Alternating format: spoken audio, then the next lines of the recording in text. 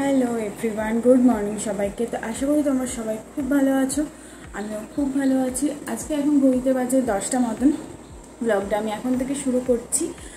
আর এই সবে ঘুম থেকে এখন উঠিনি, অনেকক্ষণ আগে উঠেছি।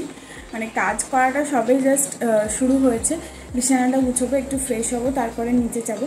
আজকে একটু শ্যাম্পু করব, তো বেলার দিকে করব। তার আগে একটা অ্যালোভেরার জেল আমি তোমাদের সাথে ওটা শেয়ার করব। ওটা আমি লাগানোর পর না, এর আগে কি হয়েছে যে আমি রাতের বেলায় স্ক্যাল্পে লাগিয়ে শুয়েছি, সকালবেলায় সেটাকে ওয়াশ করেছি। তো সেইটাতে আমার ড্যান্ড্রাফের উপরে একটু বেশি কার্যকরী লেগেছে। তো যাই হোক, কালকে রাত্রেবেলা আমি লাগাতে ভুলে গিয়েছিলাম।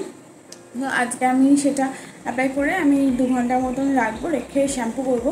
এবং আমি আরেকটা জিনিস নতুন ট্রাই করেছি, সেটা হচ্ছে যে রাইস ওয়াটারটা, ওইটার মধ্যে শ্যাম্পুটাকে ডাইলিউট করে আমি ইউজ করছি, সেটাতেও খুব ভালো ফল পেয়েছি।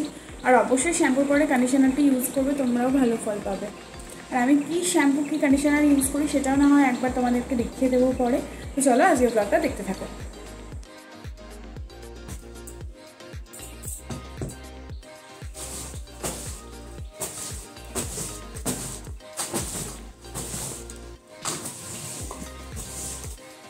আর বিছানা গোছানো হয়ে গেছে। আর এই বর্ষার জন্য না চারিদিকে সব সময় জামা কাপড় ঝুলছে, সেগুলো আর কী বা দেখাবো। এই যে দেখতেই পাচ্ছ এখানে গামছা ঝুলছে। তো বর্ষার জন্য তো জিনিসগুলোকে শোকাতে হবে, তো সেই কারণেই আর কি। তো চলো বাইরেরটা একবার তোমাদের দেখাই। আজ তো 4 জুলাই। আজকের ওয়েদারটা কিন্তু অন্যান্য দিনের তুলনায় অনেকটা পরিষ্কার, ভালো হয়েছে একদিকে, আবার একটু খারাপও লাগছে যে বৃষ্টি হচ্ছিলো, বেশ ঠান্ডা ঠান্ডা ওয়েদারটা ছিল। ওর জন্মদিনের যে বেলুনগুলো দিয়ে ডেকোরেশন করা হয়েছিল সেটা এখন এইটুকু অবশিষ্টতে এসে পৌঁছেছে, তাই জানলার মধ্যে তারা এখন স্থান পেয়েছে। আর এইগুলোকে না এইটা দিয়ে একটা টেপ টাইপের এই জিনিসটা, এটা দিয়ে অ্যাটাচ করা ছিল। এই যে বায়ো অর্গ্যানিকের হেয়ার রিবর্ন অ্যালোভেরা এই জেলটা, রিংরাজ, খুবই ভালো। এটা আমার অলমোস্ট এই যে প্রায় শেষ, নেই আর। তো এটা আমি ইউজ করার পরেই তোমাদের রিভিউ দিচ্ছি। তোমরা এটা একটা নিয়ে অন্তত ইউজ করতে পারো। একটু এটা কস্টলি আছে, এটা 399, কত গ্রাম বা কিছু লেখা আছে কি। এটা অবভিয়াসলি তো তোমরা ডিসকাউন্টেই পাবে, নিতে পারো, এটা খুবই ভালো। আমি আরেকবার সামনেটা দেখিয়ে দিচ্ছি, তোমরা স্ক্রিনশট নিয়ে নিতে পারো। এইটা হচ্ছে আমার শ্যাম্পু আর এটা হচ্ছে আমার কন্ডিশনার।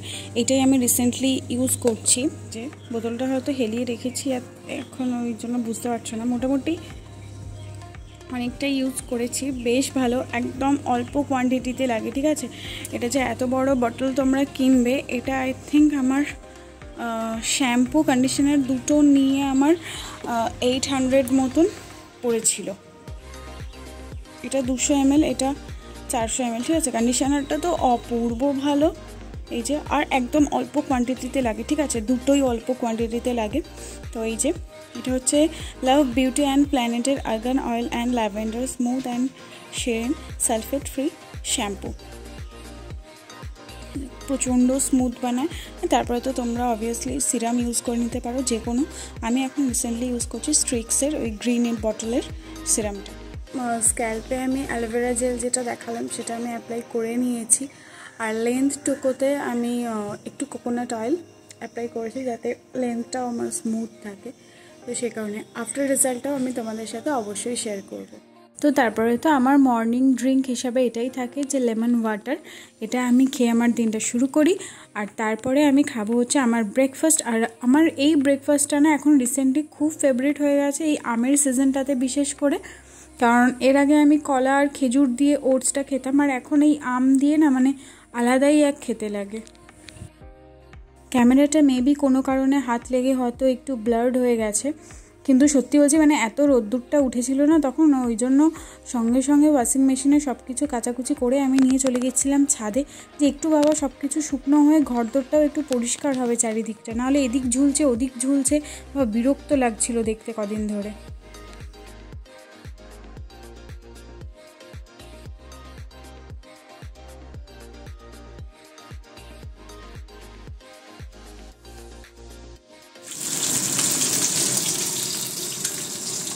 তারপর তো এখানে আমি স্নান টান করে নিয়ে হারমোনিয়ামটা নিয়ে একটু বসেছিলাম, নতুন একটা গান তোলার ব্যাপার আছে তো সেই জন্য। তারপরে তো দুপুরে মাকে বলেছিলাম যে এরকম ডুমো ডুমো করে আলু কেটে পোস্ত ছড়িয়ে আলু ভাজা করবে, আর মুগের ডাল ছিল, আর ছিল হচ্ছে মাছের ঝোল। দারুণ ছিল লাঞ্চটা। ছিলাম জাম মাখা, কতগুলো দানা আমি এখানে জড়ো করেছি দেখো, নাইটির ওপরেই রেখেছি। আর এই যে বাটিটাতে খাচ্ছিলাম। এইসবে লাঞ্চ হলো, এখন ঘড়িতে বাজে 3:45 মতন, ওই আধ ঘন্টা আগে মতন আমাদের লাঞ্চটা কমপ্লিট হয়েছে।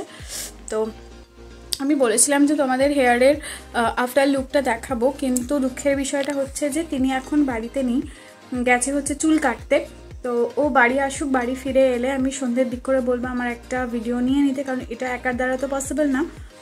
তো তখন বলবো নিয়ে নিতে, আমি তোমাদের সাথে সেই লুকটা একটা ভিডিও ক্লিপও দেবো, আর অবশ্যই একটা পিকচারও আমি অ্যাটাচ করে দেবো। তোমরা যদি হেয়ার অয়েলিং করাটা খুব পছন্দ করো, যে শ্যাম্পু করার আগে তোমরা হেয়ার অয়েলিং করবে স্ক্যাল্পে, তো তোমরা কি করবে, শুধুই স্ক্যাল্পে নমিনাল একটা অ্যামাউন্ট নিয়ে তোমরা স্ক্যাল্পে হেয়ার অয়েলিং করতে পারো। আর হেয়ার লেন্থে কি করবে, যে কোনো হেয়ার মাস্ক তোমরা যেটা ইউজ করো, অথবা টক দইটাকে অল্প নারকোল তেল বা ভিটামিন ই দিয়ে মিশিয়ে, ক্যাপসুল যে অয়েলটা হয় সেটার সাথে মিশিয়ে তোমরা ট্রাই করতে পারো, মানে লেন্থটাতে। আর যখন শ্যাম্পু করবে সেটা পুরোটা শ্যাম্পু দিয়ে ওয়াশ করে নেবে। এটা তোমরা 2 ঘন্টা আগে এটা করতে পারো। একবার জাস্ট ট্রাই করে দেখো, আমি শিওর যে তোমরা আমাকে ফিডব্যাক দিতে বাধ্য হবে। খুবই ভালো এটা কাজ করেছে, আমার হেয়ারে তো করেছে, তোমাদেরও করবে।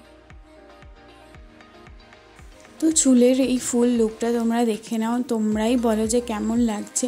দেখতেই পাচ্ছ কতটা স্মুথ। অবশ্যই আমার চুলটা ডিট্যাঙ্গেল করা, কিন্তু তাও বলবো যথেষ্ট স্মুথ ছিল। আমার কিন্তু হেয়ার ফল আগের থেকে অনেক কমে গেছে। তারপর তো সন্ধ্যাবেলা চা খেয়ে গিয়েছিলাম একটু গানের রিহার্সালে, তারপরে বাড়ি এসে খেলছিলাম লুডো। তো এইভাবেই কাটালাম কালকে সারা দিনটা। দেখা হবে আবার নেক্সট কোনো ভিডিওর সাথে। আর তোমরা জানিও যে আমার ভ্লগটা কেমন লাগলো। তো ততক্ষণের জন্য টাটা।